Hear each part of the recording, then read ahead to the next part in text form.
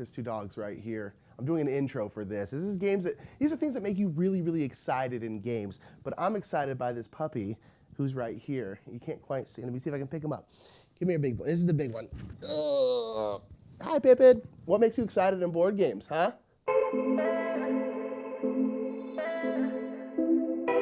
That's right, this is gonna be 5 things that gets me excited about a board game. Now I wanna say that this doesn't necessarily mean the game is going to be good and the game might end up being terrible afterwards, but these are things when I read about them on Board Game Geek, when they have the list of things about that game, I go, ooh, that makes me excited. And so these are 5 things that make me excited about board games. Down in the comments below, let me know 5 things that make you excited about board games. And make sure to like this video and subscribe while you're there. Let's get to number 5. So number 5 for me is a pretty obvious one, and that is designer. If it's from a designer I already know that I generally like, I'm probably going to be relatively excited about it. If Uwe Rosenberg is coming out with a new game, particularly one of his big box games, I'm going to be all in, and it's kind of like a, you know what? I'm just gonna pre-purchase it already. I don't need to know anything else about the game because I've just never really not enjoyed one of his big box games. And a lot of them are gonna be in my top 100 coming up here. So, or if Phil Walker Harding Praise Be comes out with a game, we know that it's going to be at the very, very least pretty darn solid. It may not be the greatest game ever made, but we know it's gonna be good. We know it's gonna be family weight, and we know it's probably gonna go over well with a lot of different people. So we'll kind of just blind buy games by Praise Be, Phil Walker Harding. And there's a lot of other people like that too, where at the very, very least, I'm going to get excited about their game based off of the designer. Number 4 is going to be worker placement. If a game has worker placement, I'm gonna be excited about it. Now, not every single worker placement game is great. Some are fine. And at this point, it's kind of become a go-to mechanic for a lot of games. So the market has a lot of worker placement games now, where it used to be slightly less common, where every time a worker placement game came out, it was just like, oh my God, worker placement. And now it's kind of like, oh, cool, it's got worker placement. But it's still by far my favorite mechanic, I would say, at least for me personally.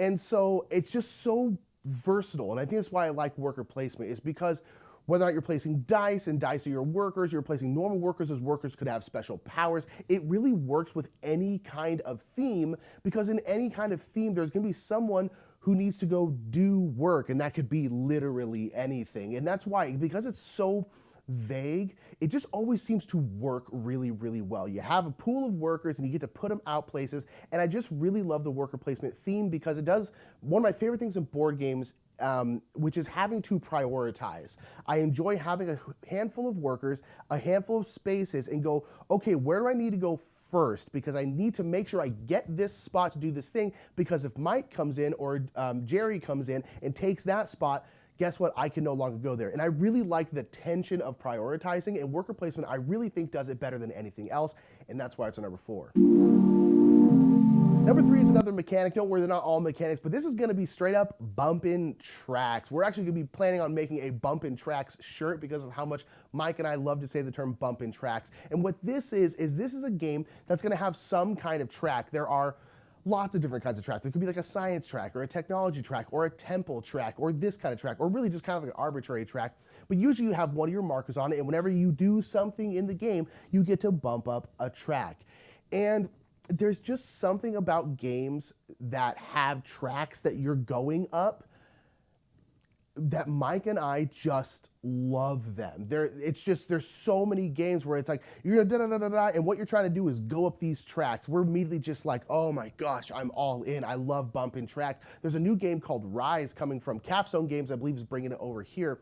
And in the description, there's like, you're gonna be bumping up 10 different tracks, and we were just like, oh my gosh, that is just like, whew. Just gonna need a moment here. Gonna need a cigarette after that one, because that's the greatest thing I can possibly think of. There's just something about it. I don't know what it is. It may go into like the satisfying part of seeing yourself progress on these different tracks is very satisfying. You can see a lot of times Bumpin Tracks games have like bonuses on those tracks, or you'll get resources. So you're like, oh, I can bump this track and that's gonna give me like 2 gold. And now my next turn, I can use that 2 gold to do this. Or maybe bumping up here unlocks this thing. It unlocks another worker. It unlocks another action. Kind of like worker placement. You can kind of do anything with tracks and it just works. And it's also just a very analytical board gamery thing, but I just absolutely love bumping them tracks. Number 2 is probably not all that surprising when you know us, and that is art. If a game has got really bangarang art, I am going to be at least excited about it. Again, this doesn't necessarily mean we're going to buy the game. This doesn't necessarily mean the game's going to be good. Art can mean nothing to a game if the game is just bad. In the end, the game's got to be good, right? And so, but in terms of pure excitement, if I see a game and I'm just like, whoo, that is pretty, we're going to be very, very excited about it. And luckily, I think we're in the golden age of board games anyway, but I really, really think board games are hitting their stride with art for the most part. Because nowadays, I really don't think there's any excuse for your game to have bad art, considering the internet. And you can find artists from all over the world. You can find artists in whole different continents. And because mostly everything is digital anyway, you can work with them. And so at this point, there's so many wonderful artists out there. There's no excuse for you to have bad art in your game. And luckily at this point, I would say there's very few popular games that have what I would consider to be bad art. Sometimes the art's like, this art's fine. It's nothing like super, super special, but I wouldn't say it's necessarily bad. There are a couple exceptions, but for the most part, there's not that many bad looking games anymore, and I think that's great. But an okay looking game and an outstanding looking game are two totally different things. What do you want, Mary? Oh my gosh. And so she's just staring at me like this. So nonetheless, art will always get me excited. It'll always get me interested. It'll always get me like, ooh, I want to see all the other cards in this game because it's going to be absolutely amazing. And especially if it's from an artist that we already know and love, like Beth Sobel or Kwanchai Moria or Ian O'Toole. We're already very, very interested in that person. We're like, wow, Beth Sobel, this is probably going to be a cozy game with really great art. And you know what? It's probably going to be pretty good too. So art is number 2.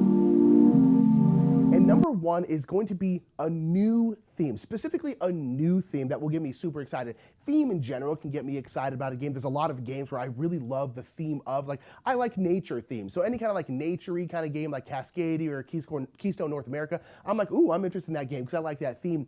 But I am always going from 0 to 100 excitement about a game if it's a theme that I've never seen before, or specifically that I don't know anything about. Like Gutenberg came out, I believe last year. We haven't had a chance to play it yet, but it's about like printing presses. And I have no idea like how thematic that game is in terms of like how thematic like the mechanics work with the theme. It's kind of like a Euro game. But I was like, ooh, like kind of old school printing presses, that's super cool. I maintain that one of the main reasons why Wingspan blew up like it did is because of its theme. I really, really like the game Wingspan. I think it's a wonderful game. But there weren't any games about birds, and certainly no games about like bird watching.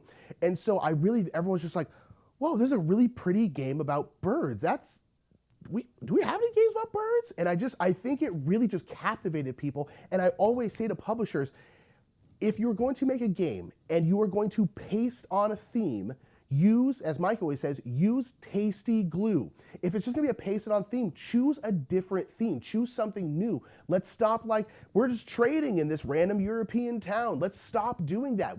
If there's no reason for there to be a specific theme on there, choose something new, choose something different because it will get your game more buzz. There's a game in our most anticipated games of Essen that was about entomology and the women scientists in entomology. And I was like, I don't know anything about bugs and entomology. I'm super interested in this game, theme alone. I don't care about anything else in the game.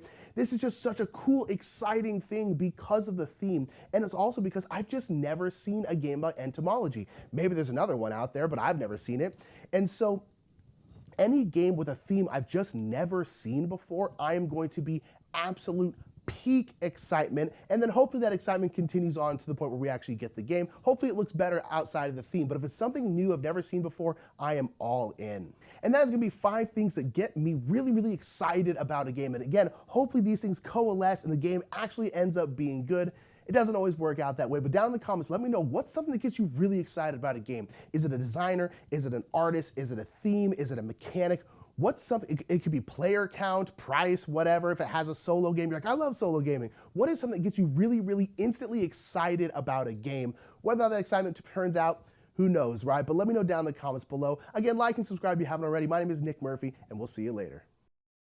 Thank you so much for watching that quick top 5 list. What games or what gets you excited about a game? Make sure to put it down in the comments. We want to give a big shout out to our channel sponsors, Lucky Duck Games, Board Game Geek, and the OG Restoration Games. Thank you so much for just supporting us. We want to give a big shout out to Evan Miller, who has a channel called Small World Gaming, who is our sponsor for this month. Check out Small World Gaming. It's a great channel. It's got some really cool stuff. I really like the kind of like ASMR, silent unboxings, just unboxings with some nice music underneath it. It's really, really nice. Make sure to check out Evan's channel, Small World Gaming. There'll be a link down in the description below. And have a great rest of your day.